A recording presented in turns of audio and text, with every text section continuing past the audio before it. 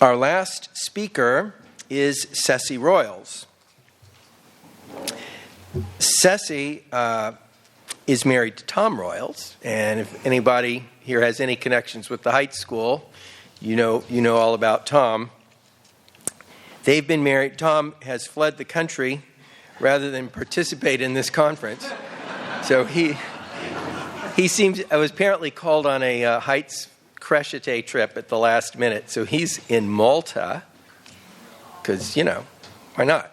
So Ceci's here alone today, but she and Tom have been married for almost 45 years.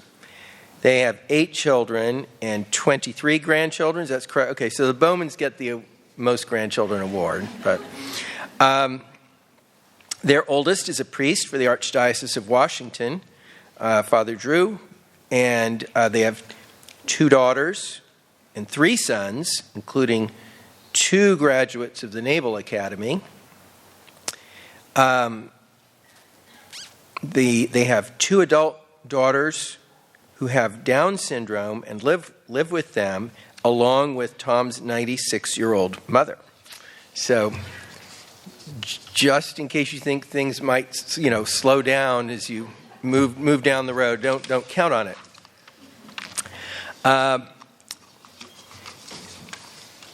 When Tom sent me some information about Ceci for this introduction, and he described her as now being in a busy season of her life. So, aren't you glad you're finally busy, Ceci? Yeah.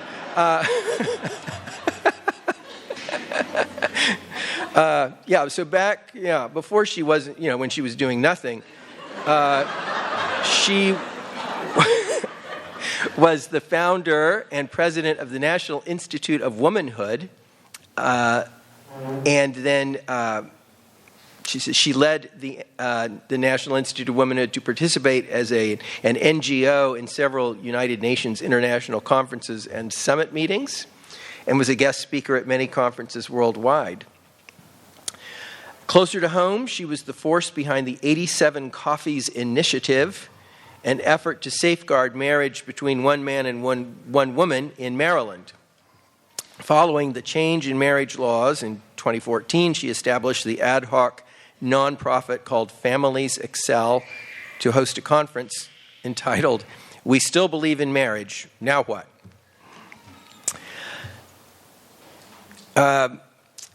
Tom, her husband, who's not here, but has worked at the Heights School since 1979. He is a survivor of 3 Spence boys, and had taught and then held various administrative positions and became the assistant headmaster in 1998. Ceci's going to talk to us about families helping each other with the teenage problems we all face. So if anybody can dream up, I don't know, what do you talk about? But Ceci Royals.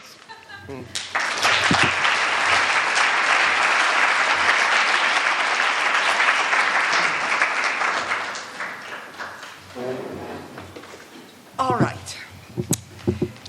Thank you so much for the introduction and for being willing to listen to me without Tom. As you know, he's in Malta. He's so happy there. He's with Chris Breslin.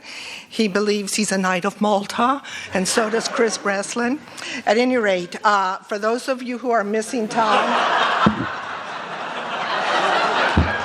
okay.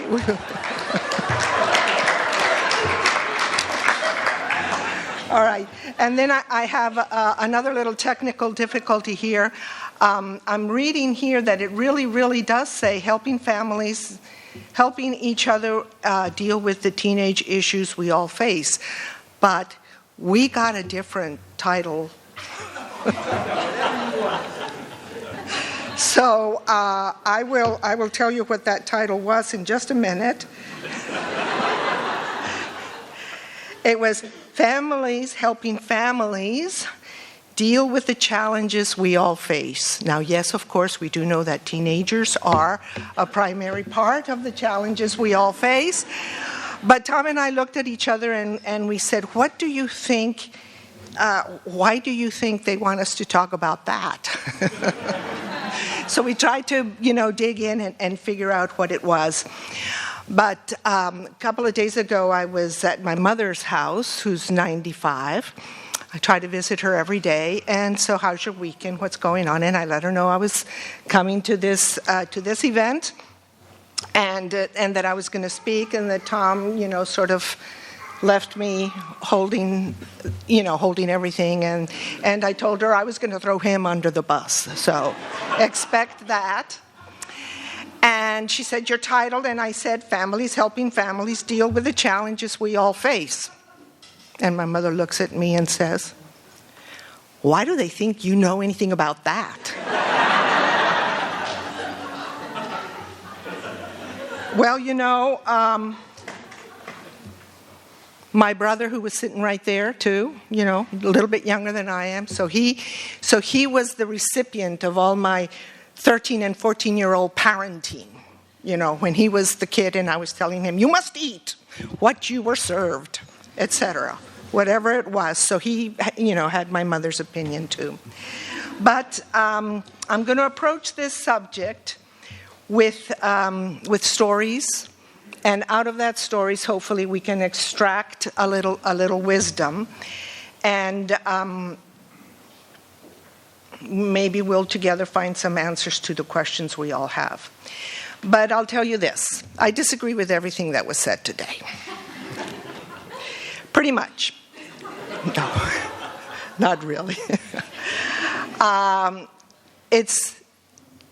You don't have to know it all. You don't have to have massive plans. With my two sons from the Naval Academy, one went on to be a Wizzo on the F-18 Super Hornets, and the other one went on to fly the Hawkeye planes that, if you've seen the latest Tom Cruise Top Gun stuff, is the airplane that flies really high, that sees everything, and that's what. And that airplane happens to be the hardest one to land on aircraft carriers. And there is a prize that's bigger than Top Gun. And it is because it's extremely objective. It is done by computers.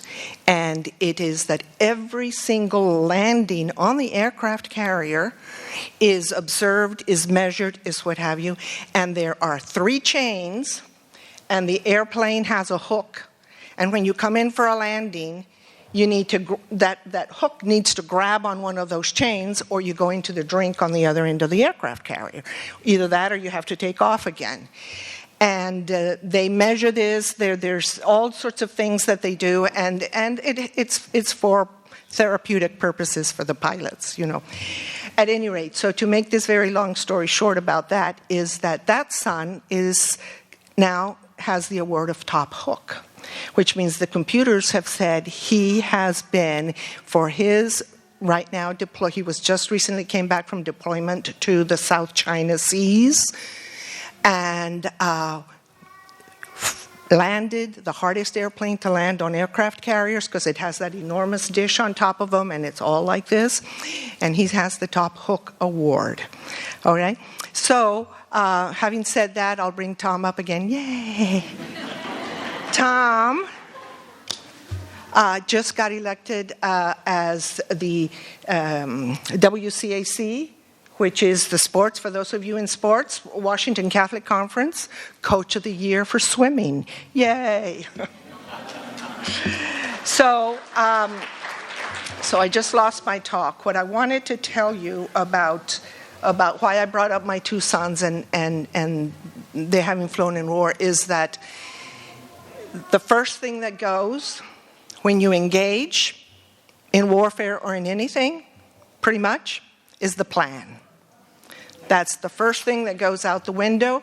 You now have to deal with reality and with what is thrown at you, and that beautiful plan that you had, and all of those things are gone.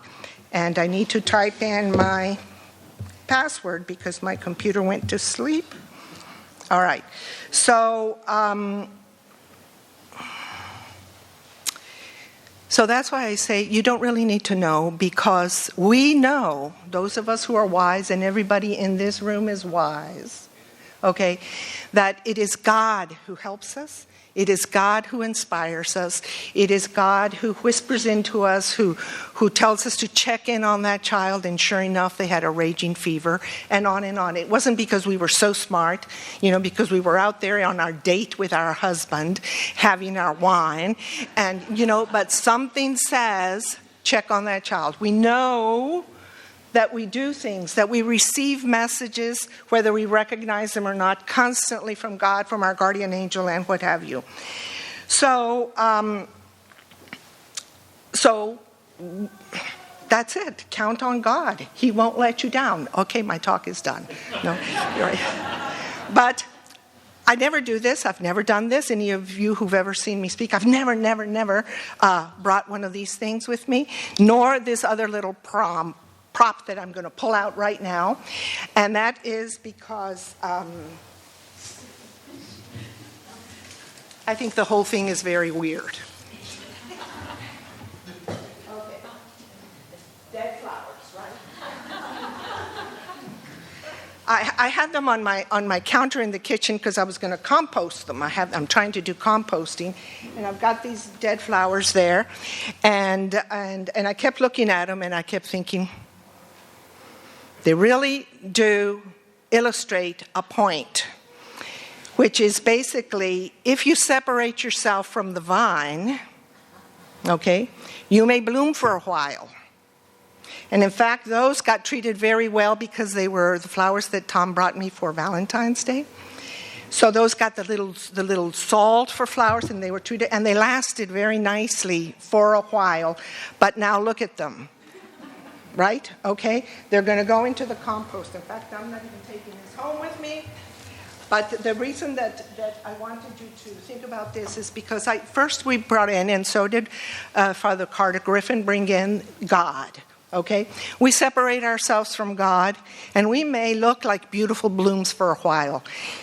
Long enough for us to believe that we can produce fruit without Him. Okay? But look at these flowers. Really? Really? Because that is our reality if we separate ourselves from God. We cannot give wisdom. We will become self-absorbed. We will become negligent. And a few other things. But I'm not getting to the point of my talk yet. We need to count on the graces that we will have. Now, the point is the challenges we all face. Lump in there teenagers, all right? Let's get real. Our spouse is a lemon, all right? Our kids are lemons, all right? Their bodies don't work the way they were supposed to. They were all going to be athletes, They were all going to be brilliant. They were all going to be healthy. They were never going to get into any of the vices. About our spouse being a lemon, I think every single one of us gets to a point in their marriage where they go, what was God thinking when He put us together? I mean, really. This thing about opposites attract, that attraction stops even before the honeymoon is over. All right? Pat brought up this affirmation, these words of affirmation. Well, my husband and I are opposite in that category. His words of affirmation. I am 0 in words of affirmation. I took that little thing, not the big Cadillac version of Peterson, but one of those other ones that they have going around here. And I'm 0 in words of affirmation, and my husband that's his primary love language. And he is telling me things like, I could never live without you.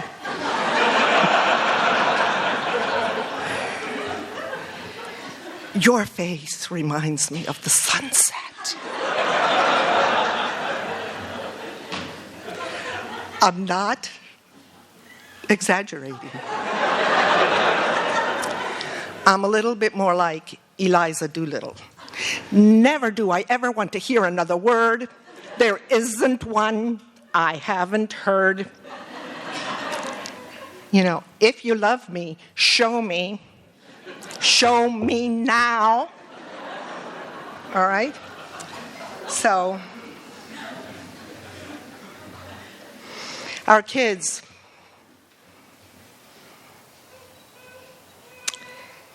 Our kids are lemons. Just when they get old enough to be really pleasant to talk to, they're gone.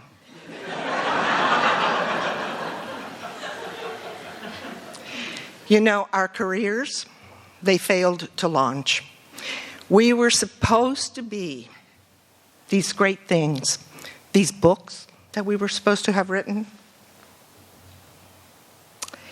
We keep losing grasp at that little professional prestige we thought we had or we were going to hold on to, and it's just sliding out from under our fingers. Our social standing.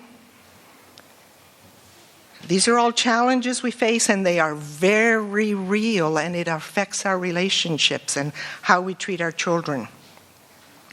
And if you're going to be married for 45 years, like Tom and I are getting ready to be in May, you're going to have seen a lot of death. Death of loved ones, of siblings, of parents, of children. You will see family members needing to go to rehab for drugs or alcohol, for porn, maybe even prison. And this is real families. And these are the families that help other families. And we are the families that, because we know it is God who inspires us, we will have what to say and what to do and where to be. And so the key point to take away from this is that the family is the way of the cross. Okay? Real families in real time helping real people carry the cross with the plans out the window. Let's talk about perfection for just a moment. I think perfection, when it comes to family life, is like an impressionistic painting.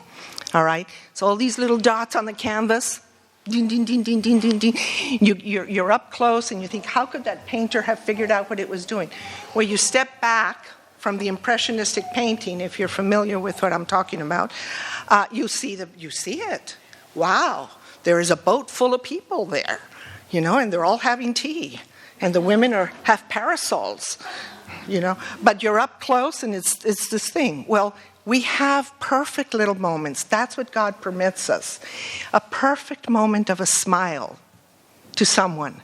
A perfect moment of putting the computer down and listening. A perfect moment of affirmation, even if it's against your temperament. Okay, we have perfect moments that dot the canvas of our life and of our family life, that when you step back and take the whole picture, you see it. But when you're going through it, you don't. So families helping families, the bottom line is stay in touch with each other. Do not isolate yourselves. And this is something that we need to fight against. We are in an isolating type of a culture. The quality of conversations, there's a study that was published January 27th, 2023 on communication research. And I'm just a housewife, so I'm just going to give it to you sort of the way I got it. Talking with a friend just once during the day can both increase feelings of happiness and lower stress levels by the end of the day. Talking just once a day with a friend. All right? It used to be over the back fence, a lot of it. Initiate over the back fence talking. All right? the results of this big study suggest that engaging in as little as one communication behavior with one friend can improve daily well-being. And you already know that if daily well-being is improved, how improved family life is. But what kind of communication are they talking? Well, of course, wouldn't it be great if all of it was meaningful? Yes, you do get to the meaningful conversation when you're in the habit of a little bit of conversation, all right? But it also means just catching up, showing that you care, remembering the other one had an exam or something like that. Joking around works. In fact, this joking around thing is extremely important. It's seeing the sense of humor in the things that are happening and enjoying it, not belittling others, not at the expense of others, but just the joy of juxtaposition of things and of things that happen. Valuing others' opinions, offering sincere compliments. The operative word is sincere, okay? They believe that those conversations, those little things that you do, give a sense of belonging. That's what a culture is. That's what a community is. You belong there. This is home. People know who I am. People know where I came from. People know where I want to go.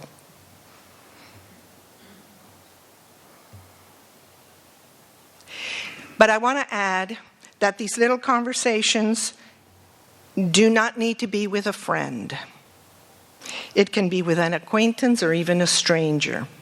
And this is very important for all of us here because we run into more strangers than we do with friends.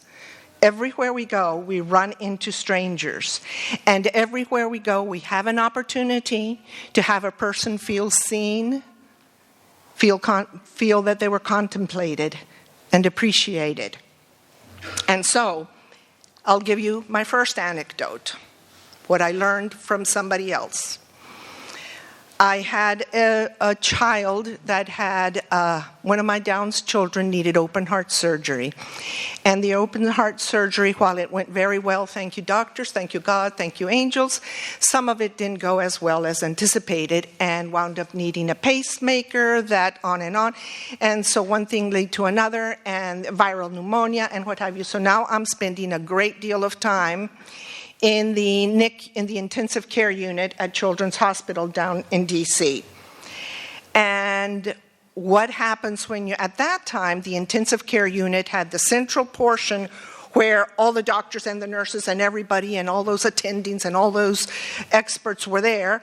And the units where the patients were all around, separated by curtains, and it was all around. So at Children's Hospital, being as wonderful as it is, parents are allowed to spend all their time with the kids that they can. And so I was there with my little baby who was 7 months old and doing whatever it was.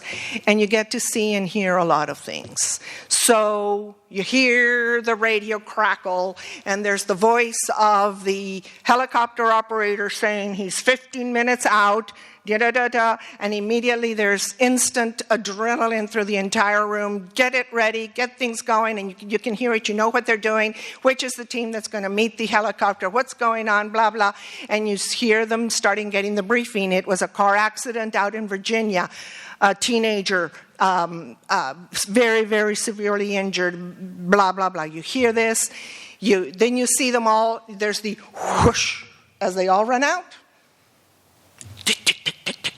You can hear it sometimes. And then the flying open of the NICU doors, and in they come, bringing this child, this teenager in a stretcher, and they bring him to the space right beside mine, separated only by a curtain. And you hear,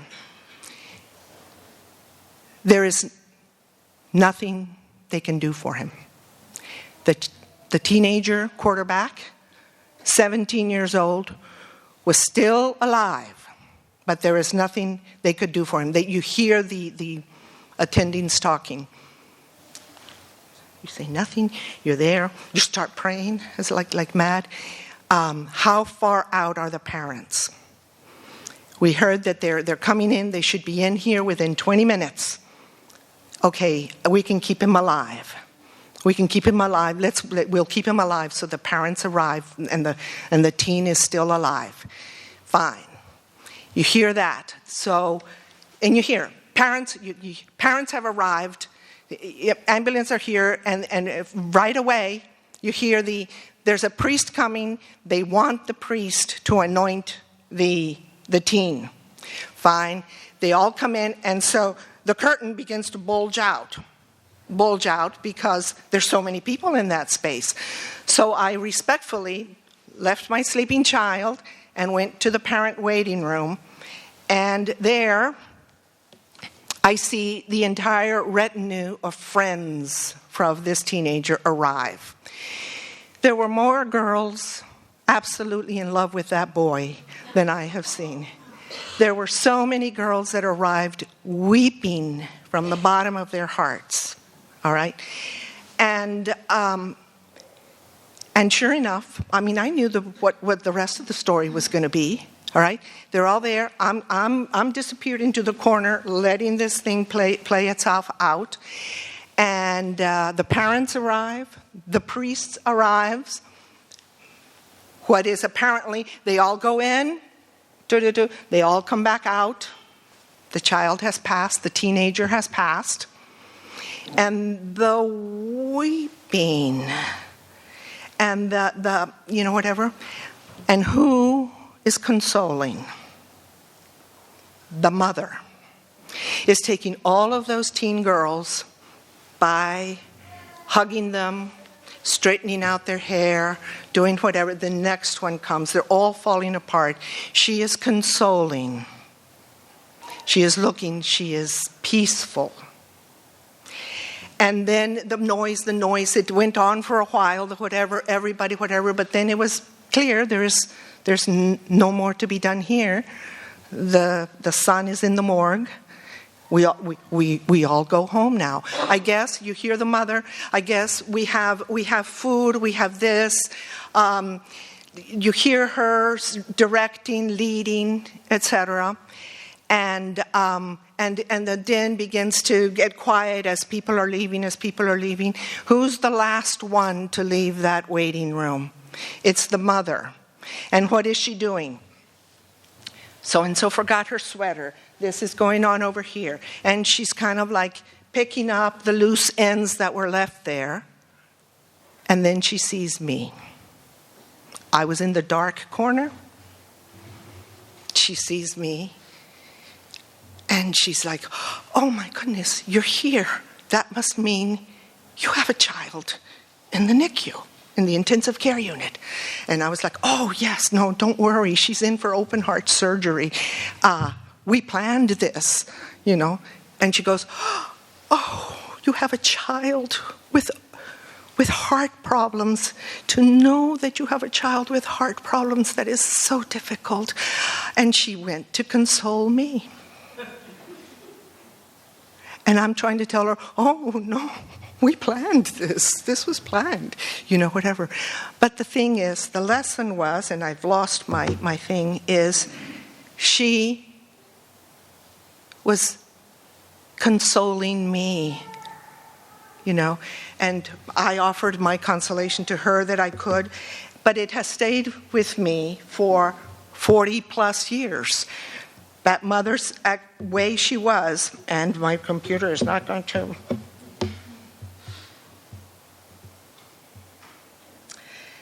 All right, so the key point is that there can be one conversation that can affect somebody for the whole life. And it can be from a stranger, and you can be the stranger that contributes it. And we should take the moment. We should not waste the time, because we will not get that time again. That time will pass, and we will not be in that circumstance. And perhaps there was a very real reason why it was we who were in that moment, at that time, in that place. Okay? And so the next anecdote has to do with no time to waste. You know, a lot of us think about when we're not so busy, when we finally, have enough money and we've already paid off some major things or whatever, when in the future we're going to actually get to some real living, to some real talking, to some real things. And we have one son who had an aneurysm of the aorta, okay? And we discovered that when he was 10 years old. And he had an aneurysm that was ready to burst. It wasn't just sort of beginning, it was ready to burst.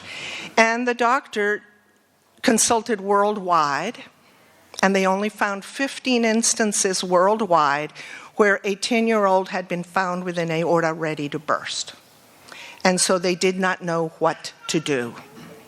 Should they come in and try to do a surgery? And that aneurysm was at the base of its aorta where it came right out of the heart. Okay? So they decided that basically they would kill him on the operating table if they tried to do anything, that the best thing to do was to wait for every so many months and keep checking. And the doctor said to Tom and I, don't make him a cardiac cripple. There is nothing you can do to prevent it. If the aorta is going to go, it will go, and he'll have about a minute to live. So just let him lead his life. And so I take that little boy home, 10 years old, and he had listened to what the doctor had said in his amount of 10 years of education. And at that night, he comes to me and he says, Mom, do I or do I not have a heart problem? So rather than complicate the issue for him and start parsing, well, it's your aorta and your valves and your this and that, I said, yes, son, you have a heart problem. And he said, Mom, can I or can I not die from it? He had this a and not a kind of attitude. Can I or can I not die from it? And immediately, this is when, you shoot that, you don't even say anything. God knows you're asking. What do I say to this boy? Because he's 10, for crying out loud. And the thought that was immediately is, he's the one that's going to die. He will be the one that dies. Wouldn't it be good that he knew he's under that threat? So I said, Andrew, his name is, yes, you can die from it. Okay, but then immediately God supplied a little anecdote for me, which was that shortly before that, a boy had died drowning on the Potomac. The Potomac had frozen over. The little 5-year-old boy had gone out too far onto the Potomac, broke through the ice. It was all over the news. They had tried for 45 minutes to save him, and he didn't die. And I asked him, do you remember that little boy in the news of about 2 weeks ago? And he says, yes, I remember. 5 years old, he died. And Andrew, do you think that if his parents had known that his life was only going to be 5 years, do you think they might have done some things differently? And he says, yes, Mom, I think they would have done some things differently. And together we said, made good use of time, made the best of those 5 years, done the best we can. So Andrew, the doctors will figure it out, and you will get to be 80 years old and all of those things, but God wants you to know that time is not to be wasted, that every moment counts, that every day counts. And he listened to me. Tom was with us. We were in the bedroom upstairs, and he bounced on the bed the way 10-year-olds are supposed to do. He bounced on the bed twice. I just always remember why I remember. It was once, twice. And he goes, Mom, it's a blessing. Okay. So, do not waste time. It is not tomorrow that you have to get things right. It is not tomorrow that your kids need to do what it takes. So, we should visit each other's homes. This has been said a great deal.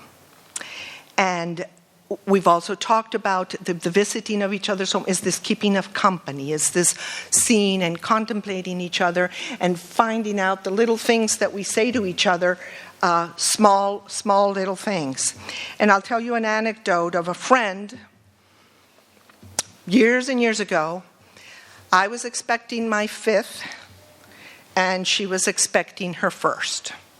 And so we were going through the happiness of a couple expecting their 1st.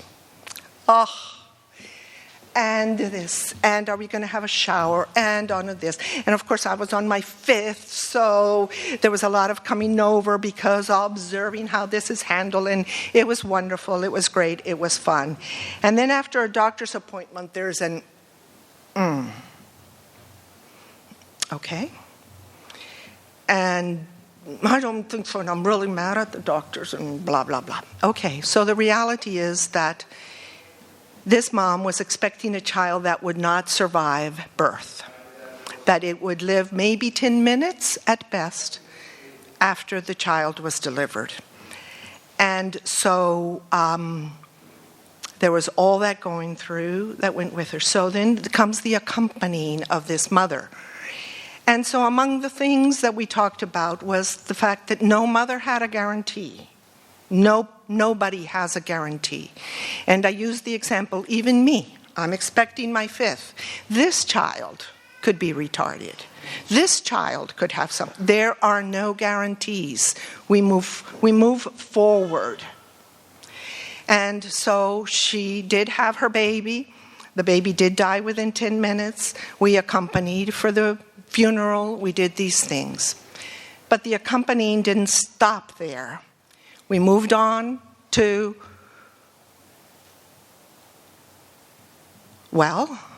and I'm moving along in my pregnancy, and I think I have a 1 in 4 chance that this might happen again, but I think that's I can probably have at least 3 more without it happening again. Statistically, this is going to work. And this idea that I've paid my dues, I'm done. I've had the difficult thing happen. And my baby is born, and it's my first child with Down syndrome. And I had said to her, maybe this child is retarded. This mom came to my bedside that night. My child was born at around 2 or 3 in the afternoon. By 6, she was at my bedside, and all she did was weep. Wept unconsolably, wept embarrassed. She was embarrassing herself. She knew it, but she wept. But the thing is, I felt accompanied. I felt seen. All right? So what I want to tell you about that is we don't have to wait until we're eloquent. We don't have to wait. We can do the accompanying of each other in the challenges we face in a sloppy manner, in the way it comes out, but accompany. It doesn't have to be elegant. Just do it, all right? The company with her kept going on. One day, we pulled in to a parking lot, unplanned. She pulls in, and I pulled in right beside her. We were coming to a funeral. And she gets out of the car as sort of she's having the aha moment, and I'm getting out of my car having the aha moment. And we looked at each other, and we realized we were both having the same aha moment.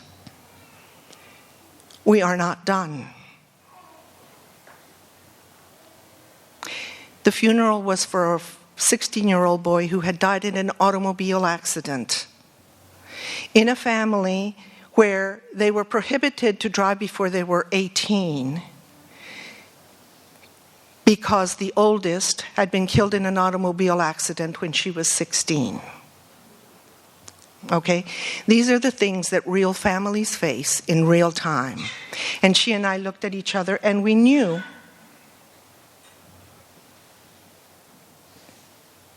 we were not done. And it's about accompanying each other. You're not done until it's you who's the dead one. All right? And somebody else is sad. Maybe.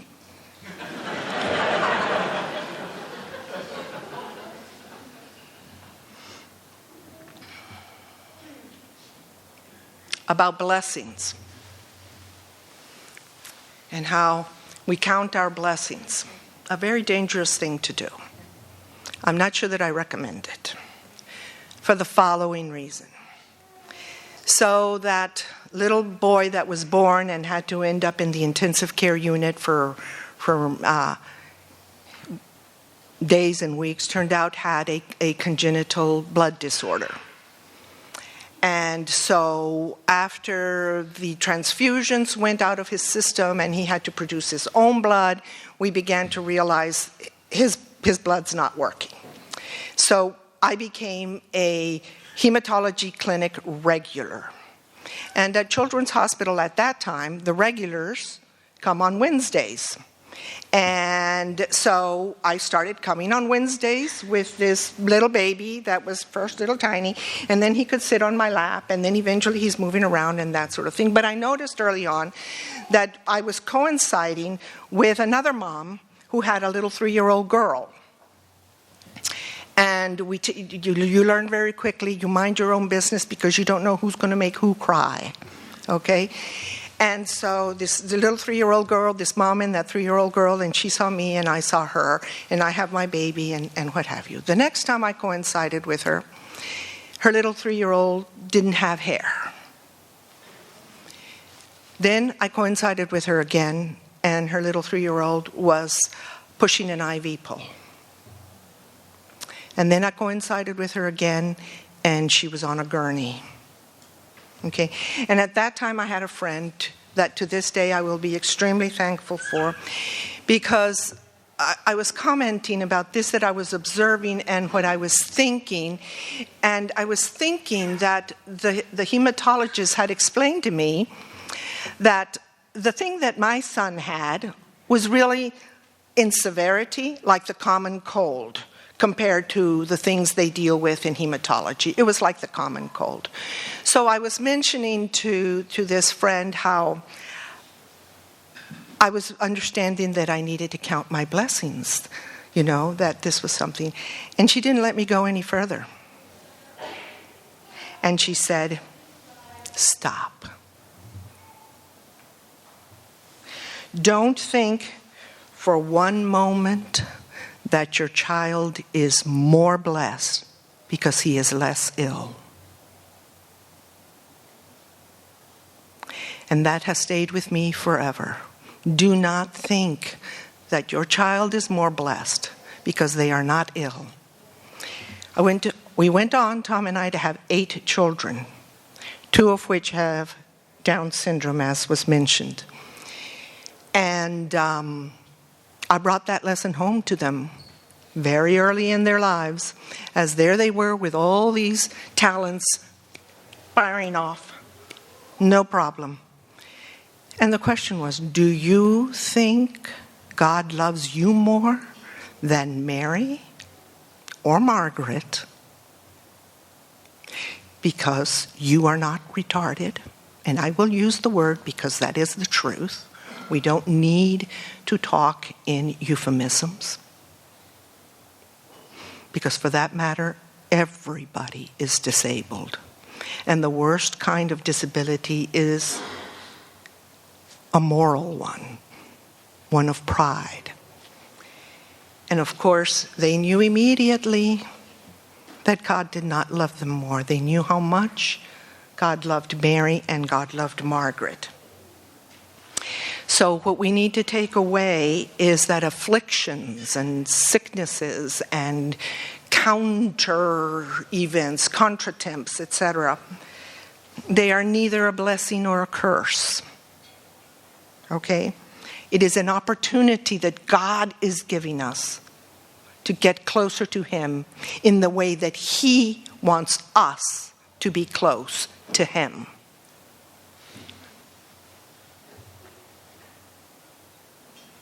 So, you let me know when we're done, please.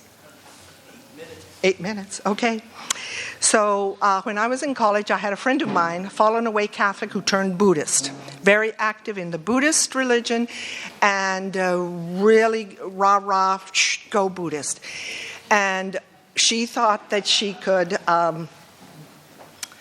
bring me in to the fold, you know. And I'm looking at her, and you're a baptized Catholic. I'm still going to have to work on her when I get away from here. And, well, one of the things she explained to me was about karma. And, of course, you may or may not be aware about karma. But karma is that idea that you set causes in motion, and they will have effects. And if you set a good cause in motion, there will be a good effect somehow, somewhere, will return to you. And if you set a bad cause in motion, somehow, somewhere, that bad cause will return to you. And if not in this life, in the next. You know, why are some people, you know, born such and such? Well, when that first child of mine was born and wound up spending 10 days in the intensive care unit, and then we did not know whether he was going to live or die, and what was the problem with his blood, and what was going to happen, it really wasn't that Buddhist friend who was looking rather baffled because she thought I was nice. And she couldn't figure out, you know, what could I have done in a previous life, you know, that really merited this to happen to me. So she really wasn't accusing. I don't want to suggest that. But she was really rather confused. And it was a friend who said some things a long time ago, and they got written down. That gave me a lot of consolation. And they were written down in this way, and you will recognize it as soon as I read it. As this friend passed by, he saw a man blind from birth. His disciples asked him, "Rabbi, who sinned, this man or his parents?" Who sinned, this man or his parents, that he was born blind? Jesus answered, "Neither he nor his parents sinned. It was so that the works of God might be made visible through him."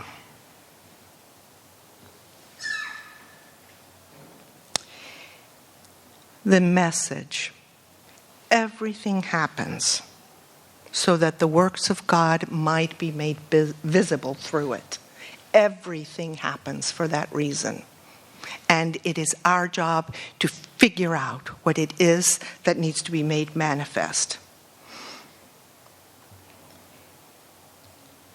Tom, who's not here, who skipped out and went to Malta, he did send me some notes. And the one thing he wanted to communicate to fathers, he's got a lot of experience about this father-son thing going on for 44 years at the Heights. And the one message is, fathers, let your children know you love them. You do, of course. Your hearts would break should there be some kind of tragedy. But do you communicate it in a language they understand? Listen to them. Give them importance. Find out what makes them tick. Love them. Show it. Get into that uncomfortable zone.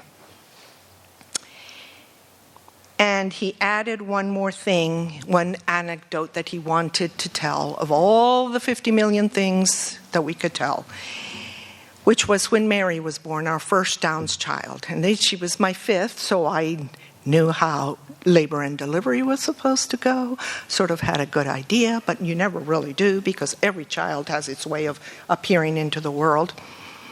And we went into the labor room, and no. The guardian angel, I'm sure, was whispering. And I said to Tom, Tom, did you bring the whey? Got it right here. Of course he did. Had it right there. Pulls it out. What do you need? Tom, you know there's that prayer that Saint Jose Maria used to say. I don't remember it exactly.